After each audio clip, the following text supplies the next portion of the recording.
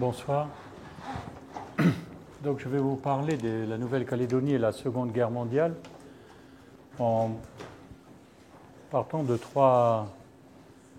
en essayant de vous dire que la Nouvelle-Calédonie a été au centre de l'univers, en somme, à trois moments de cette guerre.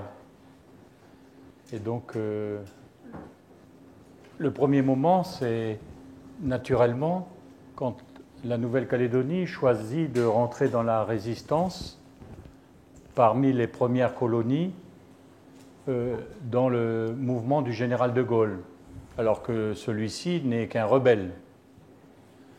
Donc, ça va marquer toute l'histoire de la France libre.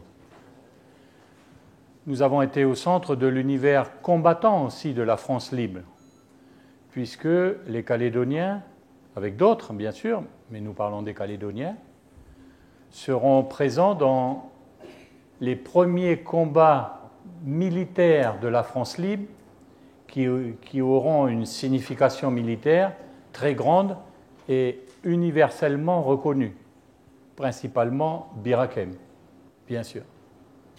C'est au point qu'aujourd'hui, Bir Hakeim est un nom de bataille connu en France généralement.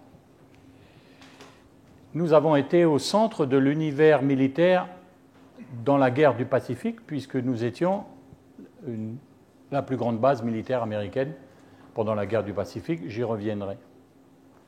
Et nous avons été au centre de l'univers également, c'est un petit aspect, mais important pour nous dans le Pacifique, au centre de l'univers de la diplomatie australienne, qui selon les historiens australiens naturellement, qui pour la première fois s'est émancipé de Londres, du Foreign Office, à l'occasion d'une discussion sur la position à adopter vis-à-vis du soutien ou du non-soutien à la Nouvelle-Calédonie pour rallier le général de Gaulle. Et c'est une chose curieuse qu'à cette occasion, la diplomatie australienne s'est distinguée des directives venues du Foreign Office et a, disons, conduit une politique extérieure vis-à-vis de la Nouvelle-Calédonie, autonome, alors ce qui n'était pas une habitude. À titre d'exemple, je crois que c'est le 3e consulat australien à l'extérieur du pays, après Londres et Washington, a été ouvert en Nouvelle-Calédonie. Et donc, voilà. Donc, je vais parler de ces trois aspects pour dire que nous étions... Alors, lorsque l'armistice de juin 1940 est annoncé, les Calédoniens sont au courant tout de suite, et comme les autres colonies françaises, décident de continuer la guerre. Tout le monde veut continuer la guerre. Simplement, la Calédonie sera une des rares à le faire, parce que toutes les autres colonies françaises, la majorité des colonies françaises, resteront neutres ou resteront sous l'obédience de Vichy jusqu'à fin 1943, le débarquement en Afrique du Nord. Donc, pour les Calédoniens, la Calédonie est suspendue en l'air. Ses dirigeants, on pourrait avoir le vertige. Que faire ? Que faire ? Pourquoi ? Parce que les liens économiques avec la France sont coupés, les liens politiques avec la France sont coupés. Et à ce moment-là, deux tendances se dessinent à cause du blocus. On ne peut plus commercer avec l'Europe. Donc, deux tendances se dessinent. La première, c'est que, en fait, la Nouvelle-Calédonie existe par elle-même. Donc, il s'agit de savoir qu'est-ce qu'elle fait elle-même et non pas qu'est-ce qu'elle attend des autres. Autrement dit, c'est elle qui va, de son propre mouvement interne politique, décider de ce qu'elle a à faire au lendemain de l'armistice. Et un groupe de Calédoniens décide, à ce moment-là, j'allais dire de profiter de l'occasion, mais comme dit la sagesse antique, la guerre engendre. Et donc ils saisissent, en somme, l'opportunité, dans le bon sens du terme, de la guerre pour obtenir de l'autonomie vis-à-vis du pouvoir central qui n'existe plus naturellement, ou en tout cas qu'on ne veut plus. Et ça tombe bien parce que pour continuer la guerre, eh bien, il faut ne pas suivre le pouvoir central, il faut se rebeller. Et c'est la raison pour laquelle l'administration de l'État à Nouméa va refuser de suivre le mouvement qui va animer à la Nouvelle-Calédonie. Le secrétaire général va partir, va dire non, ce que vous faites est illégal, l'État n'est pas concerné, voilà, et il y aura un gouverneur vichiste. Donc les Calédoniens vont décider de changer le statut. Et ils vont avancer un principe que je vous lis.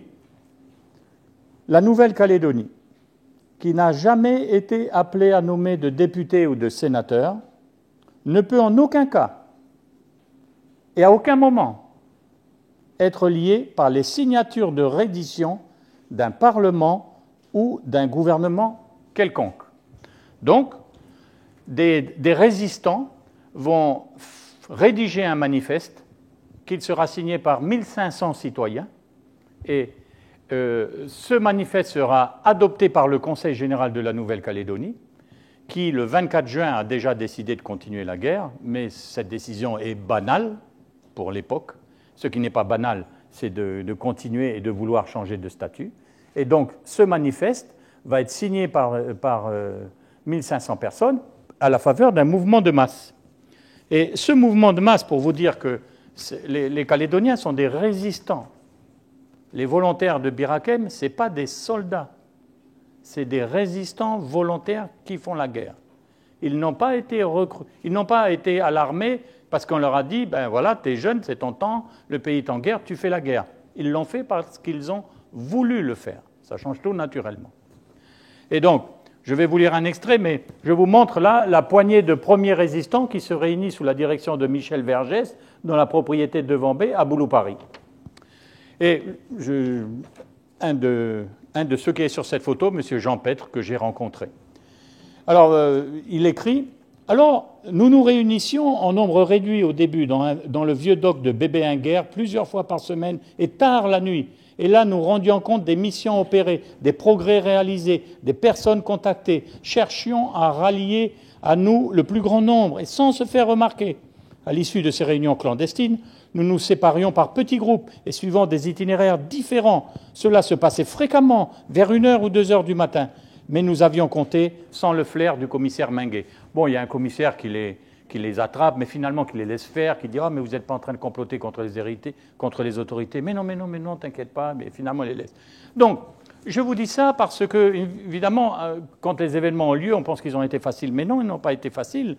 Et donc, les gens étaient obligés de risquer leur vie, leur situation pour ce mouvement de résistance. Et le deuxième mouvement de résistance, c'est celui qui a consisté à dire, il y a le général de Gaulle qui appelle à la résistance, qui appelle au ralliement des colonies, rallions le général de Gaulle, remplaçons le gouverneur vichiste par un gouverneur qui veut faire la résistance, et puis ça suffit, on n'a pas besoin de changer de statut, de vouloir l'autonomie, etc. Bien. Donc il y a deux tendances politiques, c'est la tendance autonomiste qui est la plus importante.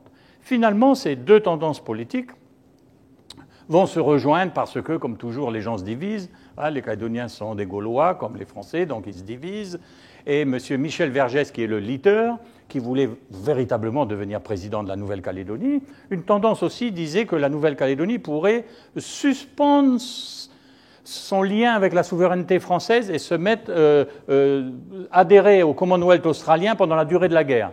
C'était une tendance qui était défendue par des conseillers généraux qui n'étaient pas si stupides que ça, puisque la flotte française à Alexandrie adoptera à peu près cette position vis-à-vis des autorités anglaises en neutralisant ces navires jusqu'à un certain temps. Bien, et puis c'est un peu ce qui s'est passé aussi pour les Antilles. Donc les deux mouvements se rassemblent et décident d'un mouvement de masse, d'abord d'un mouvement de type commando armé, pour, évidemment, arrêter le gouverneur, prendre la radio, arrêter les officiers supérieurs de la marine, de l'armée et de la gendarmerie, et de faire un coup d'État. Tout était prêt, mais au dernier moment, le général de Gaulle, qui est en train de mener l'entreprise de Dakar, qui va se trouver périleuse, où il y aura des morts, les Français vont tirer le sol français, le général de Gaulle demande que le sang français ne coule pas. Donc il dit aux Calédoniens, pas d'opération militaire pour le ralliement.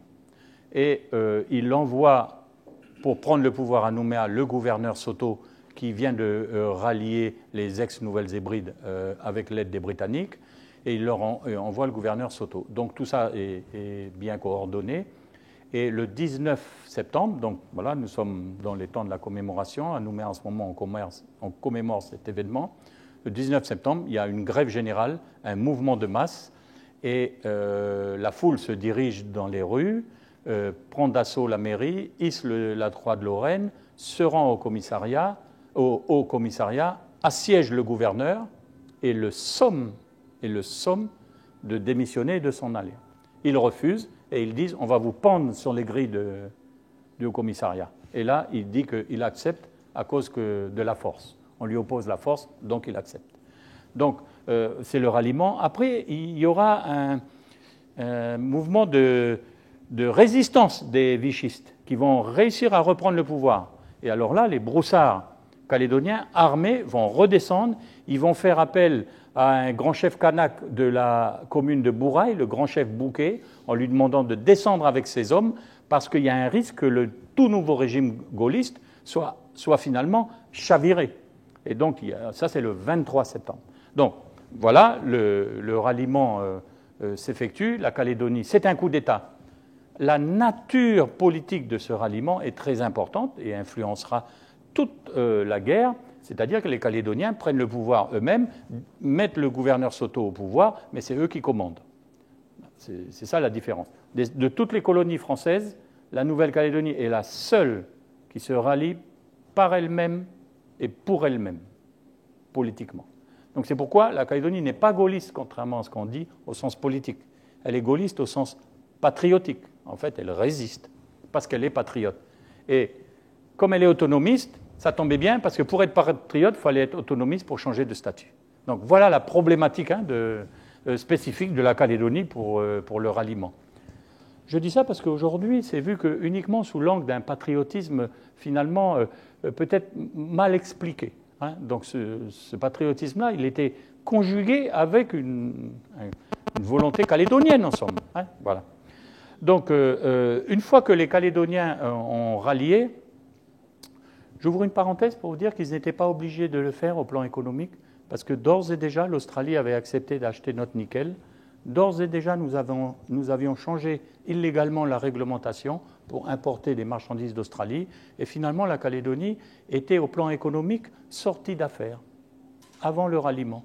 C'est pourquoi une tendance des Calédoniens, on ne va pas dire qu'ils étaient pétainistes, mais pas au sens de collaborateurs, ensemble, disaient, mais c'est pas la peine de rallier De Gaulle, puisque ça y est, tout va bien.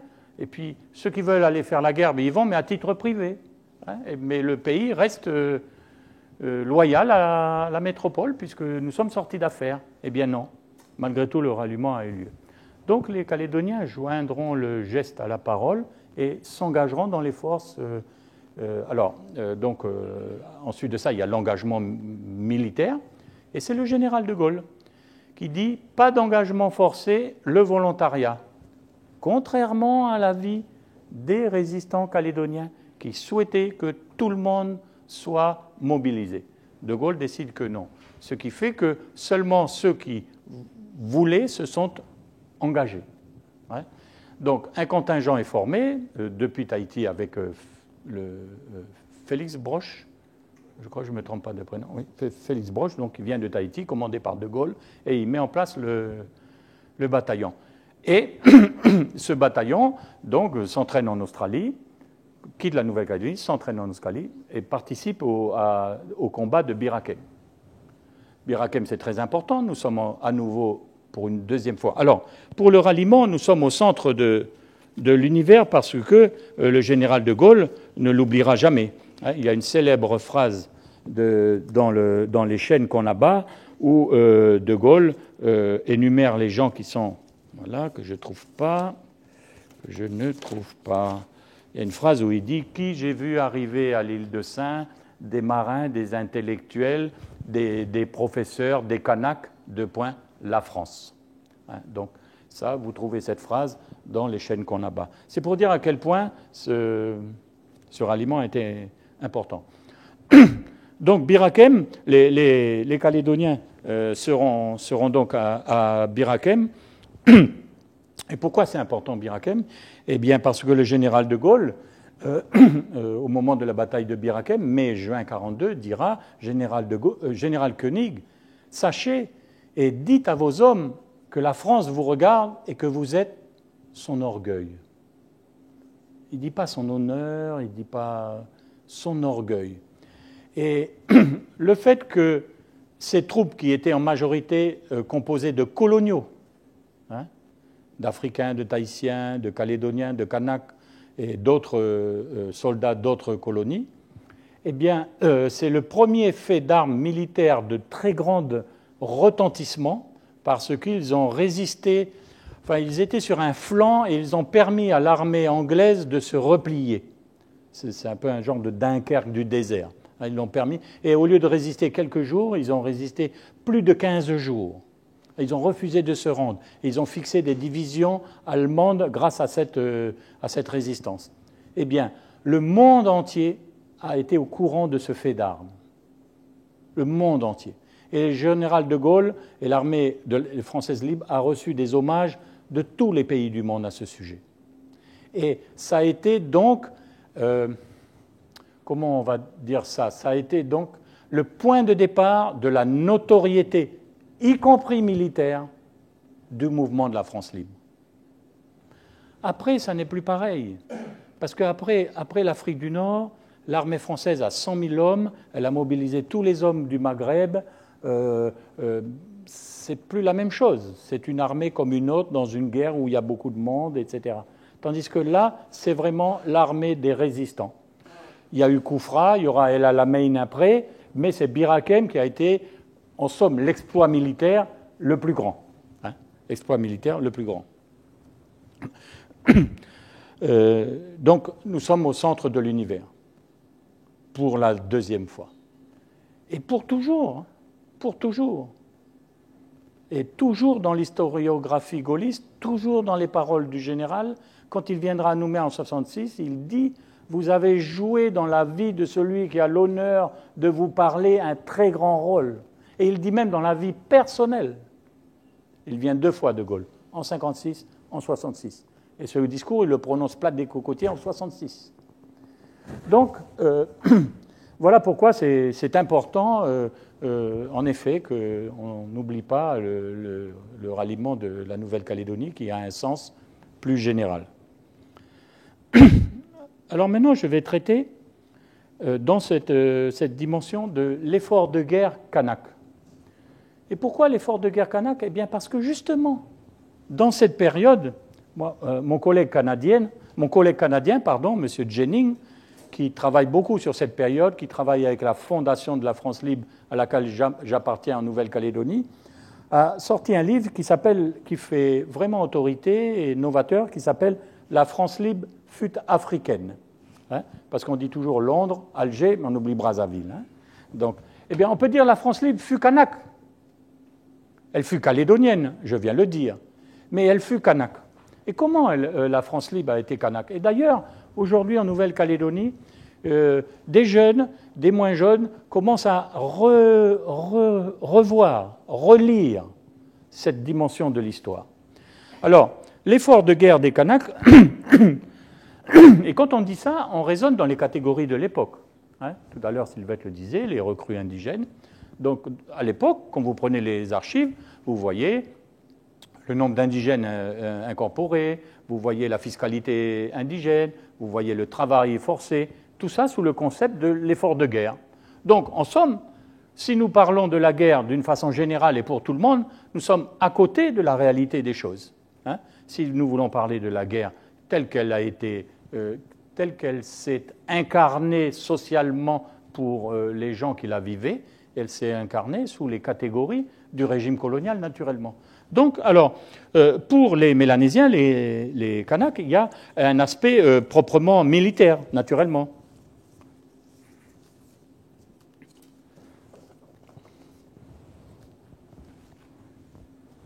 Les Kanaks sont les plus nombreux à s'engager dans l'armée. Les premiers Kanaks qui rencontreront l'ennemi sont des marins d'un minéralier du nickel qui sera raisonné par les Allemands, hein, notamment des marins d'Ouvéa, mais aussi de la Grande Terre. Et il y avait des Kanaks dans l'armée française, par engagement volontaire. Mais l'engagement aura beaucoup de succès parmi les Kanaks, notamment grâce aux anciens combattants de la Première Guerre mondiale, dont certains hein, inciteront, je ne vais pas dire leur sujet, mais les personnes sur lesquelles ils avaient une autorité coutumière à s'engager. Mais cet engagement a été plus libre que lors de la Première Guerre mondiale. Pourquoi? Eh bien parce que tous ne se sont pas engagés. Donc ça montre que bon, on avait le droit de ne pas le faire. Dans beaucoup de districts, il y a eu peu d'engagés. Et dans certains districts, il y a eu beaucoup d'engagés. Donc, et on sait par des témoignages que ces engagements étaient consentis de façon plus volontaire. Et ils ont été négociés. Certains grands chefs ont négocié avec les autorités de la France libre. En tout cas, le grand chef Nesline le dit, le grand chef Bouquet le dit. Hein. Il y a eu des discussions, notamment avec le haut-commissaire Thierry d'Argentlieu, pour, cette fois, se prémunir contre des promesses non tenues et bien s'entendre sur le fait qu'à l'issue de la guerre, la liberté serait accordée. Et elle l'a été sous la forme de la citoyenneté française, naturellement. C'est la loi Lamine-Gay du 6 mai 1946. Hein, donc là-dessus, les choses se sont passées différemment que lors de la Première Guerre mondiale. Donc les Kanaks s'engagent, je vous donne les chiffres pour se faire une idée. Hein. Il y a 1400 hommes qui sont volontaires sous les drapeaux, soit 1/5 des adultes masculins. À ça s'ajoutent les guides et auxiliaires militaires qui seront incorporés dans les unités militaires australiennes et américaines. Ces deux nations auront des unités militaires Kanak en Nouvelle-Calédonie. Et à propos de ces unités militaires, elles en font l'éloge. Hein, elles en font l'éloge. Et il y avait en Calédonie des Français, en somme, qui portaient l'uniforme américain, c'était des Kanaks. Hein. Donc, voilà pour... Et donc, les Kanaks qui s'engagent sur les fronts rejoindront le 2e bataillon du Pacifique, pas le 1er. Ils seront la moitié du 2e bataillon du Pacifique. Certains seront marins dans les FNFL. Au total, 28 engagés volontaires Kanaks mourront pour la France pendant la Seconde Guerre mondiale, selon les chiffres de Madame Boyer. Donc, voilà pour les chiffres. Alors, j'allais dire, malheureusement, enfin, c'est eux qui le déploraient, la majorité des soldats Kanaks sont restés à la caserne. Parce que, après novembre 1943, il y avait difficilement nécessité militaire d'acheminer un contingent de soldats du Pacifique, puisque tout le Maghreb s'était engagé, l'armée française était bien pourvue. Donc, beaucoup de soldats calédoniens ont fait la guerre à la caserne à Nouméa. Et ils l'ont déploré eux-mêmes, naturellement. Calédoniens et Kanaks, bien sûr. Alors, ils ont été soldats, et il y a une dimension politique singulière de l'engagement de l'effort de guerre kanak. Vous l'avez vu à l'entrée de cette pièce. Il y a une photo de soldats kanaks sous l'uniforme, et le photographe américain met en légende « soldats français à Nouméa ». Donc, pour lui, américain, les Français qui sont sous les drapeaux, c'est les Kanaks. Et il met soldats français. Et plus cocasse encore, en fait, les soldats Kanaks, pendant la guerre, ils assuraient le service d'ordre du gouverneur et du haut-commissaire. Et le haut-commissaire, il en a eu besoin parce qu'en mai 1942, il y a eu un conflit politique avec l'amiral Georges Thierry d'Argentlieu, et son service d'ordre, c'était des Kanaks. Et à un moment donné, les Calédoniens, les Caldoches, comme on dit, voulaient prendre d'assaut la radio, le haut-commissaire, et c'était des soldats Kanaks qui les en empêchaient. Donc, c'était en même temps le service d'ordre. Et même en 1944-45, le gouverneur Talek, qui est aux prises avec des revendications autonomistes des Calédoniens, qui vont durer toute la guerre, toute la guerre. Il y a des épisodes cocasses. Il y a un gouverneur qu'on a tellement assez qui dit « je suis malade, je vais me soigner en Australie ». Et puis il y a un télégramme du général de Gaulle qui arrive à Nouméa. Ça, je l'ai vu, le télégramme. Où est le gouverneur ? Donc il cherche partout le gouverneur. On a eu 6 gouverneurs pendant la guerre, tellement ils ne s'en sortaient pas du militantisme autonomiste des Calédoniens. Mais même le général de Gaulle, là, ce militantisme s'est incarné dans des décisions qui paraissent surprenantes. Je vous en donne 2. Donc la Nouvelle-Calédonie vendait du nickel, et cet argent au lieu d'être mis sur le compte de la France libre à New York, eh bien, la Nouvelle-Calédonie avait un compte à la banque, séparé du compte de l'État, en somme. Imaginez les choses. Enfin bon, aujourd'hui... Donc, nous avions un compte à New York, et c'est sur ce compte-là que nous achetions les pneus, le bois, les tôles, enfin, ce qu'on avait besoin. Et cette décision a été imposée au gouverneur. Mieux que cela, la France libre avait une monnaie. La Calédonie a refusé de l'utiliser.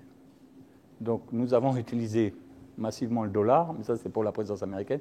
Mais le franc que nous avions, c'était un franc déconnecté de la parité de la monnaie, non seulement de la monnaie française dans son abstraction, mais de la monnaie frappée par la France libre, notamment à Brazzaville d'ailleurs, hein, où il y avait l'imprimerie, le journal officiel et tout. Donc c'est pour vous dire à quel point le gouverneur de la France libre à Nouméa marchait sur des œufs. Il le disait lui-même. Donc voilà les soldats kanaks qui sont chargés de faire le service d'ordre du haut-commissaire. Et donc...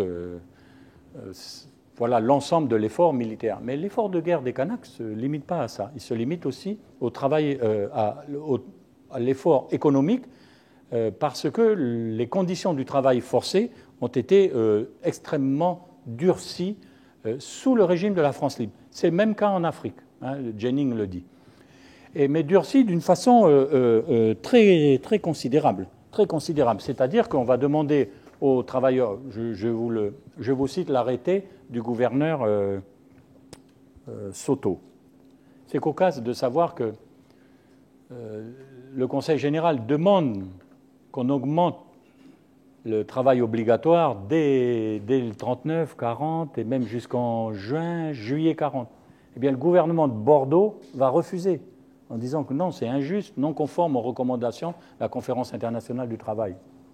Donc voilà, il faut recruter, dans le cadre du travail obligatoire, le personnel indigène nécessaire à bord des bateaux et des bacs, au chalandage dans divers centres, au chargement du minerai, au ramassage, au transport des récoltes de café et de copra, aux travaux et entretien des voies de communication et réseaux télégraphiques, aux travaux prévus en plan de campagne des prestations, ça c'est aussi un impôt obligatoire, et tout autre travail d'utilité publique ou résultant d'accidents ou de calamités. Donc, sur la base de ça, les gendarmes recrutent dans le cadre du travail obligatoire. Je vous donne un exemple de qu'est-ce que ça veut dire. C'est un télégramme que le gouverneur adresse aux syndics, donc aux gendarmes de Kumak, Poum, Wegwa, Puebo, Vo, Kone, Point Bout, Poya, Yingen, Touo, Point Dimier, la moitié nord de la Calédonie. Il est indispensable, donc écrit le gouverneur, afin de pouvoir continuer les travaux route col d'Amieux, qu'une centaine d'indigènes soient réquisitionnés et arrivent sur le chantier milieu octobre, cueillette café arabica étant actuellement très avancée. Il sera sans doute possible de satisfaire à demande de travaux publics en faisant appel aux différents centres nord-colonies, à partir de Poya.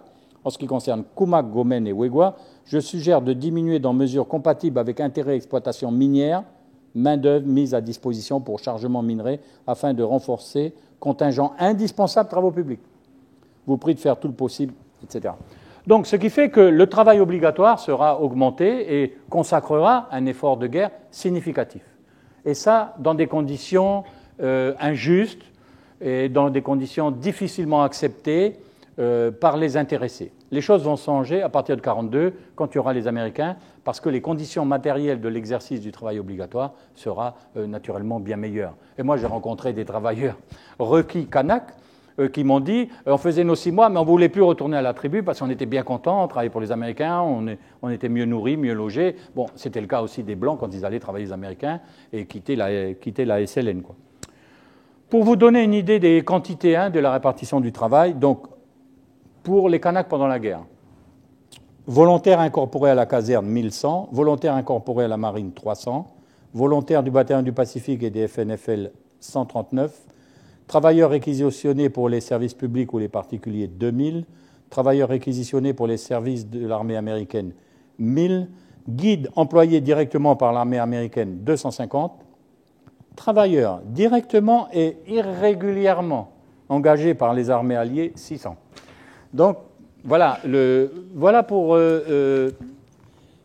l'effort de guerre des Kanaks en Nouvelle-Calédonie pendant la Seconde Guerre mondiale qui a été très significatif et qui a été, au plan militaire, significatif, au plan de l'effort économique très significatif, comme en Afrique noire, sous le coup du travail obligatoire, et aussi au plan fiscal. Mais je ne rentre pas dans le détail du plan fiscal. Il y a un impôt de guerre, il y a des réquisitions, des impôts de capitation qui ont été augmentés. Donc, tout ça, ça s'est fait jusqu'en 1942. À partir de 1942, les choses changent en Nouvelle-Calédonie. Donc, un bilan militaire général maintenant. Au total, je vous l'ai dit, 28 Kanaks vont mourir pour la France. 81 non-Kanaks, 9 dixièmes des Caldoches, des Européens, mourront pour la France pour la Seconde Guerre mondiale. Dans le premier contingent, il y en aura donc 289 Européens. Dans le deuxième, 72 Européens, 68 indigènes, 5 miliciens, 16 parachutistes. Et il y a des Calédoniens qui ont fait partie des SAS également et qui ont été au centre d'un autre petit univers. Dans un film célèbre, Mouloudji joue le rôle d'un Kanak dans un film de guerre, et ce Kanak, c'est Brown. C'est un Calédonien qui était un SAS. Donc il y a eu 6 ou 7 Calédoniens qui ont été engagés dans les SAS. Il y a aussi des Calédoniens qui se sont trouvés en France au moment de la guerre, soit qui ont été mobilisés sur place et qui sont intégrés à la résistance et qui ont été tués par la Gestapo, notamment Boucher. Il y a aussi des Calédoniens qui ont fait la résistance et qui ont fait des résistances héroïques, notamment le docteur Caillard, qui a eu une médaille, la plus haute médaille américaine, et notamment un grand naturaliste calédonien qui s'appelle Jacques Barrot, qui a été déporté en camp de concentration et qui a eu l'équivalent du prix Nobel dans sa discipline. Et d'autres Calédoniens ont fait des guerres héroïques. Jean Mariotti, par exemple, était dans la résistance en tant qu'ancien prisonnier politique. Donc, je vais terminer par la... Oui, c'est ça. Je vais terminer par la troisième élément qui nous fait être au centre de l'univers, c'est la présence américaine. Alors, les Américains sont arrivés en Nouvelle-Calédonie en mars 1942, mais ils auraient pu ne pas venir, tellement la situation était délicate pour les États-Unis et pour l'Empire britannique en 1941 et en 1942. C'est au point que le comité d'études stratégiques à Washington avait même envisagé de considérer comme secondaire au plan stratégique tout le flanc sud de l'Australie.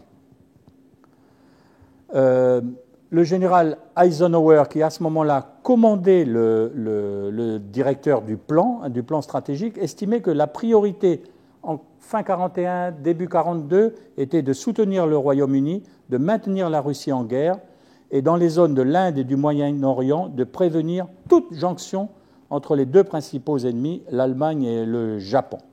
Donc, Eisenhower estimait même qu'une invasion de l'Australie par le Japon ne serait pas fatale au résultat final de la guerre. Donc, c'est pour vous dire à quel point nous parlons d'un moment extrêmement fragile, tendu, pas si assuré que ça au plan militaire pour nous en Calédonie et pour eux en Australie. Il y avait de quoi avoir le vertige et vraiment avoir peur pour l'intégrité physique de son pays et de ses habitants. Et c'est in extremis que l'amiral King réussit à convaincre Roosevelt de ne pas abandonner. Vous savez, le problème des États-Unis pendant la Deuxième Guerre mondiale, c'est qu'il y a deux fronts. Alors, il y en a qui disent qu'ils ont fait semblant de dire que le front européen était prioritaire, mais c'était le front pacifique. Mais dans la réalité, pas forcément. Donc, en gros, Roosevelt a accepté le principe suivant: tenir Hawaï, soutenir l'Australie, remonter vers le nord à partir des Nouvelles Hébrides. Donc, voilà l'option stratégique américaine. Et cette option ayant été négociée et déterminée à Washington, le premier contingent militaire américain à avoir été envoyé à l'extérieur du pays, c'est en Nouvelle-Calédonie. les Américains arrivent le 12 mars 1942. Et ils arrivent pour protéger tout le flanc concerné, tout le flanc donc, est de l'Australie, là où il y a les plus grosses agglomérations, Sydney, Melbourne, Brisbane. Donc, grâce à l'arrivée des troupes américaines, cette option stratégique, elle est confortée et en somme, l'Australie ne craint plus une invasion japonaise par la mer de Corail. Donc voilà l'option stratégique. Ce qui fait que vous voyez bien que tout d'un coup, la carte pacifique, on revient dans le centre de l'univers, elle devient providentielle pour le général de Gaulle.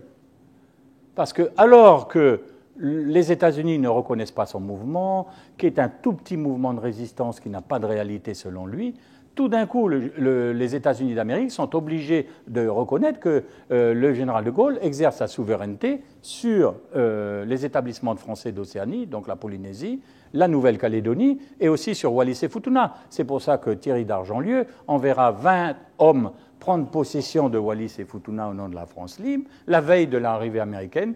Ce contingent sera oublié par la Nouvelle-Calédonie, sera intégré à la population, et puis aux chefferies de Wallis et Futuna. Et en 1947, il y a un conseiller général qui dit « Mais il faut qu'on aille chercher nos soldats qu'on a oubliés à Wallis et Futuna. » C'est une histoire authentique. Et ils ont été les chercher. Et ces soldats, moi j'en ai rencontré un, M. Sakumuri, il était toujours furieux contre la Calédonie, la France, qui les a oubliés là-bas à Wallis. Il y a M. Afchin aussi qui était là-bas de Wailou, je dis ça pour les gens qui connaissent. Alors c'est une histoire de fou. Bon, voilà. Et donc, ce qui fait que un historien américain qui est le spécialiste de cette question, M. Holland, dans une tribune qu'il a publiée à Nouméa à ce sujet, dit « Cette victoire des États-Unis pendant la guerre du Pacifique n'aurait pas été possible sans le ralliement de la Nouvelle-Calédonie du 19 septembre 1940, qui a fait échec au plan du gouvernement de Vichy et écarté toute possibilité d'une coopération économique, voire politique et militaire, entre le gouvernement de Vichy et le Japon, comme ce fut le cas en Indochine. C'est pourquoi, en mars 1942, Roosevelt était obligé de reconnaître le mouvement du général de Gaulle, et mieux que cela, reconnaître sa souveraineté sur les colonies françaises du Pacifique, et écrire qu'ils s'engagent à maintenir leur intégrité. Là, il y a là une victoire politique pour le général de Gaulle qui est inespérée et qui se négocie à Washington, et qui est possible à cause de la carte pacifique. Donc vous voyez la carte pacifique qui joue au début pour le général de Gaulle, qui joue au plan militaire, pas tellement au plan économique, je vous l'ai dit, hein, même si les Calédoniens sont généreux pour les emprunts, pour les dons à donner aux troupes, ça c'est une autre chose, et qui devient politiquement d'un intérêt majeur à cause de sa discussion avec Roosevelt. C'est d'ailleurs pourquoi il envoie un haut-commissaire, parce qu'il a peur que les Calédoniens, finalement, fassent alliance avec les Américains et obtiennent une plus grande autonomie. De là la querelle avec Georges Thierry d'Argentlieu, peut-être on en parlera pendant les débats. Alors, je vous dis quand même un mot sur la présence américaine en Nouvelle-Calédonie. En quoi elle a été spécifique? Nous avons été la plus grande base américaine pendant toute la guerre. C'est quelque chose de colossal, de vraiment colossal, parce que non seulement ils sont restés longtemps, mais la nature de cette base a changé au cours du temps. Nous avons été une base opérationnelle, ça c'est classique pour aller faire la guerre au Salomon, mais nous avons été une base d'entraînement. Les premières jeeps de l'armée américaine ont été testées, utilisées à Nouméa, enfin pas à Nouméa, à la fois précisément. Hein, donc, les jeeps, c'est chez nous que ça a commencé. Bien. Donc, une base d'entraînement, une base logistique. C'est là qu'on réparait les bateaux, qu'on montait les avions. C'est là qu'un arsenal, finalement, tout l'arsenal de l'armée américaine du Pacifique, c'est pas rien du tout, c'était à Nouméa. Il y avait en permanence entre 100 et 120 000 hommes, hein, pendant 4-5 ans. On était 58 000 habitants. Hein. Il y avait 52 cinémas. Et les Américains donnaient le meilleur pour les soldats. On a vu les meilleurs films, les meilleurs danseurs, les meilleures chansons, la meilleure nourriture, tout ce qu'il y avait de mieux, on l'avait. Hein. Donc, et ensuite, nous avons été une base hospitalière. Il y avait, par exemple, dans un petit village qui s'appelle Saramea à Nouméa, ils ont démonté un hôpital à Washington et l'ont remonté à cet endroit-là, hein, avec tous les médicaments, les professeurs sont venus, etc. Donc, à cause de cette affectation différente, nous avons duré. Hein. Et qu'est-ce que les Américains nous ont amené? Je termine là. Alors, qu'est-ce qu'ils nous ont amené? Eh bien, ils ne nous ont pas amené la connaissance du progrès. Ils ne nous ont pas amené la prospérité. Ils nous ont amené la démocratisation de la connaissance du progrès et ils nous ont amené la démocratisation de la richesse monétaire. C'est-à-dire, plus de Calédoniens ont eu accès à de meilleures conditions de vie. Toutes les ethnies confondues. Ce qui fait qu'ils ont, en somme, joué, un peu comme au Japon dans l'après-guerre, hein, ils ont joué un rôle de catalyseur social plus important qu'on ne le pense. Et c'est pourquoi les Calédoniens aujourd'hui, toutes les ethnies, même les Kanaks, considèrent cette présence pas bêtement et benoîtement, les Américains. Non, non, non, non. Ça part du fait que leur présence, parce qu'on a été assez intelligent pour savoir s'en servir, a permis un mieux-être et une autre façon de voir les choses. Hein. Par exemple, les travailleurs Kanaks dans l'armée américaine étaient mieux payés, mieux considérés que le travail chez les colons classiques. Hein. Ce qui fait qu'il y avait une autre estime de soi dans le monde moderne. Et ce qui fait que tout d'un coup, le monde des Blancs, sa technologie, est paru moins inaccessible. Parce que tout simplement, les gens étaient dedans et exerçaient des métiers spécialisés. Pareil pour les Calédoniens. Donc, alors, je conclus en disant que c'est étonnant, quand on regarde les choses vraiment, de voir comment on dit un petit pays pour la Calédonie, bien que ce soit une grande île, mais ça c'est à part. Peu de monde ont été à la hauteur de très grands événements et ont été en vis-à-vis d'instances, des armées, des généraux, des commandements militaires, des hauts commissaires, d'instances, en somme, qui auraient dû leur damer le pion, hein, leur en imposer. Mais non, les Calédoniens, toute ethnie confondue, ont su se montrer à la hauteur et avoir ce comportement qui a été à la fois héroïque et aussi raisonnable hein, pendant la guerre. Voilà, je vous remercie.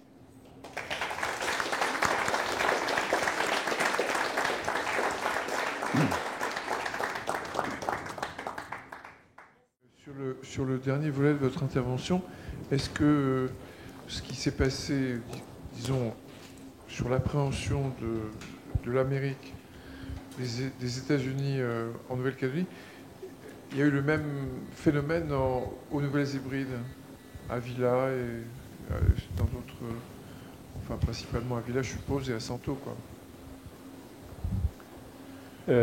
Autrement dit, comment ça s'est passé pour les Nouvelles-Hébrides, enfin, le Vanuatu, on peut dire. Alors, pour le Vanuatu, la base principale, c'est Santo. Santo, c'est quelque chose de colossal. Colossal, mais la durée est moins longue. Il a pu avoir 70 000 hommes à Luganville, hein, donc tout autour de Santo. Et c'est de là que, ensuite, l'offensive Nord-Salomon a été conduite. Hein. Ça concerne moins de monde, Santo. Il y a une poignée de colons. Les tribus ne sont pas associées à l'effort de guerre plus que ça. Elles font les terrassements, elles construisent voilà, les terrassements, mais il n'y a pas eu les etc., gardes de côte comme au Salomon, par exemple, hein, de toutes ces unités militaires. Donc, le fait que ça n'a pas duré aussi longtemps et que les liens fonctionnels avec l'armée américaine ne sont pas développés avec la même intensité qu'en Nouvelle-Calédonie, parce que la base, elle était une base opérationnelle à Santo. Donc, les choses ont été différentes. Le spécialiste de cette question est un historien néo-zélandais qui a beaucoup écrit là-dessus. Il y a des romans de Michener qui se basent à Santo, hein, mais voilà, je ne saurais pas... Il développe aussi un syncrétisme religieux, quoi. Alors, pour John Froome, c'est autre chose. Ouais. Mais c'est lié au fait que les Mantana sont allés travailler à Santo. Justement, vous voyez, en Calédonie, c'était le contraire. Il y a pasteur américain qui a écrit un livre sur les Kanaks et la religion, et il a dit « et il connaissait l'Évangile ». Donc les pasteurs, les révérends, comme on dit, les aumôniers militaires américains arrivent en Nouvelle-Calédonie et discutent de la Bible avec les Kanaks, à leur grand étonnement. Donc on n'est pas dans la même situation qu'au Vanuatu, quoi. Et pour le John Frum, ça c'est tellement particulier que vous avez raison de dire que vraiment cette immense richesse, si les gens en ont fait justement une religion, c'est que l'appréhension de la richesse est différente qu'en Nouvelle-Calédonie. En Nouvelle-Calédonie, les Kanaks étaient chauffeurs du général, chauffeurs d'élévateurs, guides, pêcheurs professionnels dans des bateaux américains, et toute une profession spécialisée comme cela. Ce qui fait que ce monde-là, je ne dis pas qu'il est paru, qu'il était en pleine compréhension, je ne dis pas. Mais il se trouve que c'était à ce point qu'à la Libération, les gens ont dit « Bon, nous, il faut que ça change là, hein, parce que ce qu'on a vécu, il faut qu'on le veut ». De là, tout le mouvement en faveur du Fidesz, de l'après-guerre, quoi. Voilà, qui n'a pas, je crois, eu lieu au Vanuatu.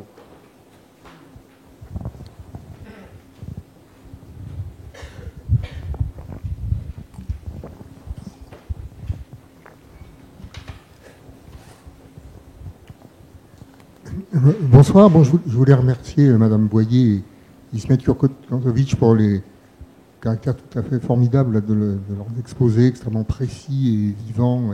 Et je voulais juste poser une question à Madame Boyer très précise, qui peut paraître oiseuse, mais qui m'intéresse. Je voulais savoir si les Calédoniens, tout le monde, avait assisté ou avait été en présence de combats navals dans le Pacifique dans la Première Guerre mondiale.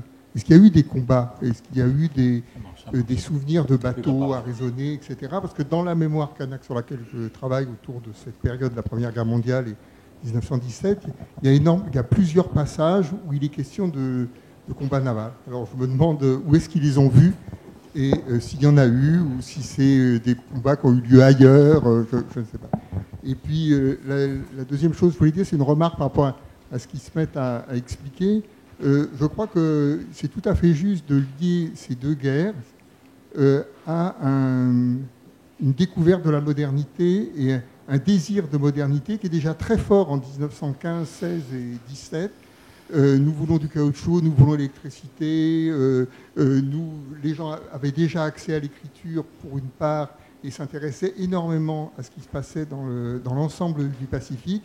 Et l'exposé d'Ismet Kurkovic a confirmé que finalement, avec la Seconde Guerre mondiale, là on a véritablement un accès à cette modernité, mais qui était une demande ancienne des Calédoniens et des Kanaks en particulier, d'où le fait, effectivement, que des mouvements comme celui de John Frum sont complètement étrangers à l'histoire de la Nouvelle-Calédonie, parce qu'il y a eu un désir d'améliorer la technique, de bénéficier des avantages que les colons, que la France pouvaient montrer, hein, et d'en bénéficier de façon plus égalitaire. Alors c'est vrai que la place des Américains, et Ismet a tout à fait raison de dire ça, j'ai voyagé avec un anthropologue bien connu, la James Clifford, en Nouvelle-Calédonie en 2001, et dans les tribus, et j'ai été étonné de voir quantité de choses que les gens m'avaient jamais racontées à propos des Américains, et comme le dit Ismet, extrêmement précises,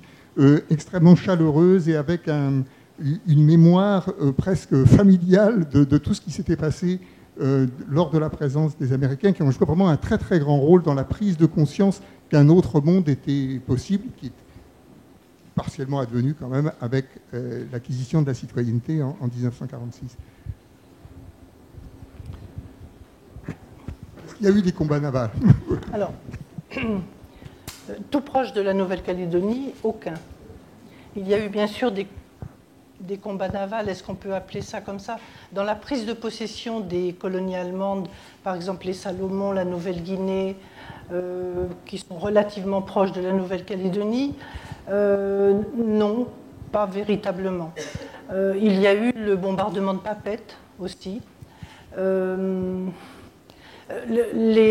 seul combat naval vraiment important dans le Pacifique, c'est lorsque la flotte britannique de l'amiral Cradock se fait complètement dévaster, couler par par la flotte de l'amiral von Spee, l'amiral allemand, qui repart avec tous ses navires, donc, qui est censé repartir avec tous ses navires sur l'Allemagne et qui, lui, va se faire couler aux îles Falkland. Mais la Première Guerre mondiale a suscité énormément de légendes. Alors, pour certaines, je les ai démontées, pour d'autres pas. Je n'avais jamais entendu parler de ça. Il peut y avoir une raison, c'est qu'au moment où la Nouvelle-Calédonie, où Nouméa reçoit ces flottes allemandes, il y a une douzaine, entre 12 et 14 navires de guerre dans la rade de Nouméa. Donc la rade est petite, hein. On imagine une quantité comme ça de navires pour l'époque, et les soldats descendent. Par exemple, à un moment donné, il y a presque 2000 Néo-Zélandais qui sont sur un navire et qui vont débarquer et défiler dans les rues de Nouméa. Je suppose que ça doit impressionner terriblement les gens. Et après, au fur et à mesure alors, il faut dire, il n'y avait pas Internet, il n'y avait pas le téléphone, il n'y avait pas la télé à ce moment-là. Donc, ils ont des échos de ce qui se passe, mais des échos déformés. Les relations de ces choses-là mettent des semaines, des mois parfois à parvenir, et d'une fois à l'autre, eh bien, on a déformé les choses. Je pense qu'il peut s'agir de choses comme ça, mais vraiment de combats navals, surtout dans les environs de la Nouvelle-Calédonie, il n'y en a pas eu du tout. On est bien au courant de tout ça. Je veux dire, moi, je suis allée dans les archives du service historique de la Marine à Vincennes, et j'ai étudié tous les dossiers des navires qui croisaient avant-guerre, juste au début de la guerre encore. Et je suis allée aussi dans les archives, donc à Canberra, pour les navires australiens. Non, je n'ai rien vu de cet ordre-là. Maintenant, je ne connais pas tout. Non, merci beaucoup. On ne va pas parler de la navale toute la soirée, mais merci beaucoup. Et il y a vraiment des échos très très forts dans la mémoire, et notamment sur ces navires et sur les alignements de soldats. Alors, ce qu'il y a comme mémoire, et ça c'est la vérité, les navires allemands qui ont été pris par les Japonais ou par les Anglais ont été réhabilités en navires britanniques ou japonais. Et ces navires-là, donc, ils ont été pris entre août et décembre 1914. Et après, pendant toute la guerre, ce sont pratiquement les seuls à naviguer dans le Pacifique. Et c'est vrai que ces navires et les guetteurs, aussi bien d'ailleurs en Nouvelle-Calédonie qu'aux Nouvelles-Hébrides, ont les silhouettes, vous les avez vus passer là, ont les silhouettes de ces navires. Et lorsqu'ils voient passer les navires, qui sont en réalité à ce moment-là, en 1917 par exemple, ce sont des navires britanniques, néo-zélandais, australiens, ou des navires japonais, eh bien ils sont persuadés. Alors j'ai toute une relation là-dessus, de Marais en particulier, et puis de la tribu d'Ounia, de gens qui sont absolument persuadés d'avoir vu passer la flotte allemande, d'avoir vu passer les ennemis. Alors, est-ce que ça vient de là? Bonsoir. C'est juste pour ajouter sur le Vanuatu, par exemple, il y avait 2 bases américaines. Il y en a une qui est à Santo, qui est à l'aviation, et il y en a une qui est en Nord-Epaté, sur Havana Bay. C'est pour les bateaux. Je ne sais pas si vous êtes au courant de ça. Ou... C'est ça? Oui, bien sûr. Havana Bay, parce que c'est une baie particulièrement protégée. Hein. Oui. Et aujourd'hui encore, il y a des visites pour les touristes. Et vous avez aussi une piscine qu'ils ont créée, les Américains, et ça existait toujours aujourd'hui. Et puis la liane qu'ils ont utilisée pour camoufler, qui est en train de tuer toute la forêt. Alors, il y a eu 2 fléaux pour la présence américaine. Il y en a eu un en Nouvelle-Calédonie. Ça aurait pu être évité, mais voilà, c'était la guerre. Vraiment, c'était au tout début de leur arrivée, c'est la tique du bétail. Donc la tique du bétail est arrivée sur des mules, et le vétérinaire calédonien avait dit au général, il faut faire une quarantaine avant et tout, mais il craignait tellement, c'était entre mars et mai 42, qu'il a dit non. Et ça fait qu'aujourd'hui encore, en Nouvelle-Calédonie, il faut baigner le bétail tous les mois, et ça depuis 50 ans, etc. Donc ça a été une des choses. Et je crois au Vanuatu, une sorte de liane qui envahit les forêts et tout, qui était utilisée pour camoufler les installations militaires et qui aujourd'hui est un fléau. Mais il y en a plusieurs comme ça. Bon, voilà. Je voulais vous demander, est-ce que pour dire l'effort kanak, mais directement sur le front ou dans un certain nombre de combats, est-ce qu'en continuant à gratter encore dans les archives, à entrecroiser d'autres données, mais peut-être sur les archives américaines aussi, qui eux doivent avoir quand même le double de leur propre mouvement, c'est-à-dire, enfin, aussi bien que la France a ses registres, les Américains gardent aussi les leurs. Est-ce que ça sera possible pour la génération future, en grattant tout cela, de nous raconter plus tard des nouvelles histoires de héros kanaks pris sur le front, tel qu'il s'est passé pour les Noirs antillais, où il a fallu gratter des années et des décennies après l'histoire et la première coupe pour pouvoir raconter des histoires. Parce que c'est possible, enfin, on ne peut pas dire que 1000 ont été affectés là-bas, 2000 là, 3000 là, et qu'ils ont tous fait le rata ou quoi que ce soit. Il y a bien dû y en avoir certains au combat. Surtout, enfin, quand on regarde qu'aujourd'hui, on a des amis qui sont beaucoup dans l'armée, et on voit que dans les dernières années où je faisais les services militaires, je sais que tout ce qui vient de soldats de l'Océanie est bien prisé sur les trucs militaires maintenant.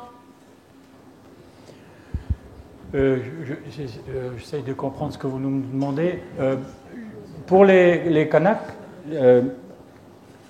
il y a beaucoup de jeunes Kanaks qui sont à l'université et qui commencent à aborder ces sujets, hein, et notamment qui ont accès à la mémoire, parce que les choses marchent comme ça chez nous. Donc il faut rentrer dans les familles et discuter, et comme disait Alban Bensa tout à l'heure, les histoires arrivent et elles ne sont pas toutes écrites. Voilà. Donc ça, c'est plus important que tout. Après, les archives écrites des militaires, on situe bien, il y a les guerres de chaque soldat, on connaît leurs noms, je parle surtout pour la Deuxième Guerre mondiale. Là, un travail exhaustif est à faire, il y a encore des champs complets à faire sur, par exemple, tout l'engagement, puisque vous parlez des soldats kanaks. Par exemple, le bataillon du Pacifique n'a pas fait l'objet d'une thèse, ouais, c'est quand même, alors que les archives existent. Là, il y a un vrai chantier. L'effort de guerre, les soldats kanaks de la Seconde Guerre mondiale n'ont pas encore fait l'objet d'un travail universitaire accompli. Ça va l'être. Donc, et quant au travail forcé, la mémoire existe en Calédonie et il est banal d'en entendre parler. Et elle a été relatée dans quand même pas mal de témoignages. Mais c'est vrai qu'il manque sans doute des travaux universitaires plus approfondis, vous avez raison. C'est tout à fait facile de le faire. Pourquoi c'est facile? Parce que quand même ça concerne peu de monde. Hein, c'est pas comme en Europe ou dans d'autres colonies où il y avait des centaines et des centaines et des centaines de milliers. Je vois la littérature anglo-saxonne sur l'engagement donc des populations des colonies anglaises. Ça concerne vraiment. Tandis que chez nous, c'est à portée d'un historien assez facilement. Et j'espère que, justement, ces commémorations, ce nouveau regard, et y compris en Nouvelle-Calédonie, dans tous les mouvements politiques, hein, et notamment dans les mouvements indépendantistes, kanak, on commence à regarder depuis plusieurs années ces questions, et il y a des maires, des élus indépendantistes qui célèbrent ces manifestations, qui lui donnent un contenu citoyen et qui encouragent les recherches à ce sujet. Donc, depuis 10-15 ans, on se réapproprie cette histoire un peu tous, quoi.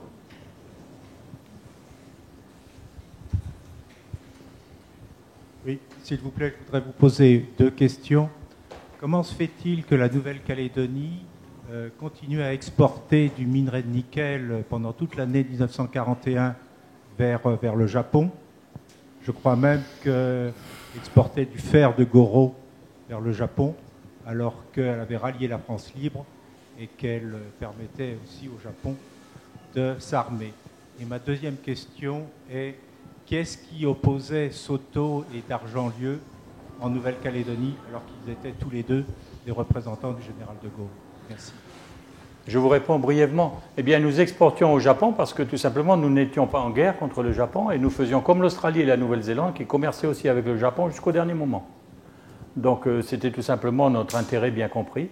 Et comme les États-Unis, jusqu'en juillet, je crois que jusqu'en juillet 41, donc, quand les Américains ont mis l'embargo sur un certain type d'essence, j'allais dire d'essence, mais de ce qui sert à faire fonctionner les moteurs d'avion, qui est une essence particulière. Quand il y a eu un embargo là-dessus, on savait que la guerre allait se déclencher, et aussi sur les avoirs. Bon, nous, on a commercé jusqu'au dernier moment, comme tout le monde, et surtout même, il y a des Calédoniens qui disaient « mais les Australiens le font, pourquoi nous, on ne le ferait pas ?» Et nous avions un consul du Japon à Nouméa qui était une représentation diplomatique.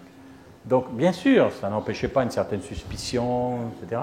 Mais c'était parce qu'on n'était pas en guerre, donc juridiquement, il n'y avait aucune raison de ne pas le faire. Par contre, dès qu'on a été en guerre, naturellement, ça a été arrêté. Et même, une des raisons du ralliement, c'était aussi la crainte qui se passe en Nouvelle-Calédonie comme en Indochine. Ouais, voilà. Votre deuxième question, monsieur? Ah, Soto Dargent-Lieu. Ah, c'est très simple.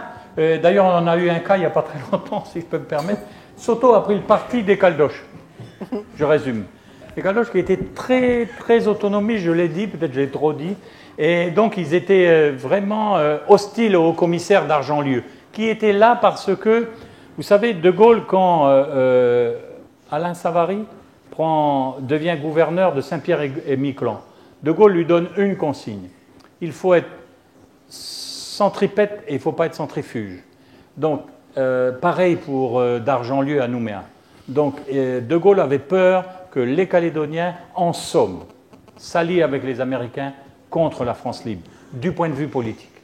Donc, il y avait cette, mais un peu irrationnel, qui n'avait pas vraiment de fondement. Et côté calédonien, il y avait simplement dire, nous, on va faire la guerre, vous inquiétez pas, on est de bons patriotes, il n'y a aucune raison d'être suspicieux et de reprendre tous les pouvoirs parce qu'on veut gérer notre pays. Dargent-Lieu, Soto dans cette affaire, qui arrivait des ex-Nouvelles-Hébrides, qui était dans la main des Calédoniens, qui a essayé de s'en défaire. D'ailleurs, il s'est débarrassé de la tendance autonomiste. Il a nommé un conseil d'administration qui s'est à peine réuni. Pendant 1 an et demi, la Calédonie est dirigée par une commission permanente de 4 personnes. On a des télégrammes. Monsieur De Villers, il ne vient pas aux réunions. Et sa femme répond, mais il est parti dans la brousse, rassembler le bétail, je ne sais pas où il est, etc.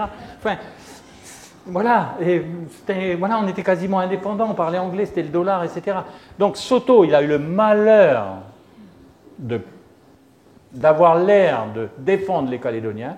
Et De Gaulle avait envoyé un télégramme à Dargent-Lieu en lui disant « Si vous l'estimez nécessaire, renvoyez-le. »